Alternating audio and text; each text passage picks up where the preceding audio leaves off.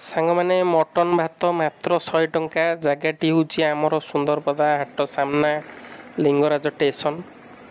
तो मटन भात मात्र 100 टंका देखते आप जगटी भल देखु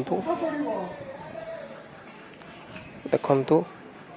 तो यही आमर लिंगराज स्टेशन रास्ता कड़ को लगिकी स्टेशन को लगिकी होटेल टी।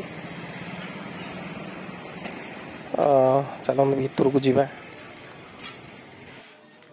तो सांग मैंने देखी पारे एक करीटा बहुत ही मस्त लगुच देखा एवं चिकेन भी अच्छी मटन भी अच्छी।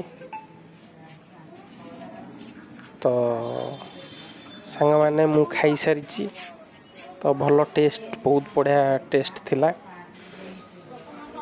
पैसा को देखला बेलू माने भल टेस्ट अच्छी एवं कम पैसा रे भल खाइबा। तो आप आसतु खाई देखु केमती कौन लगुच। तो सांग मैंने चैनल जदि नुआ करी आछंती तो चैनल टी को सब्सक्राइब करनियंतु आउ भल भल वीडियो पाइबा पई आम चैनल टी को सब्सक्राइब निश्चय करंतु एवं वीडियो टी भल लगी था वीडियो को गोटे लाइक आउ चैनल को सब्सक्राइब निश्चय करंतु।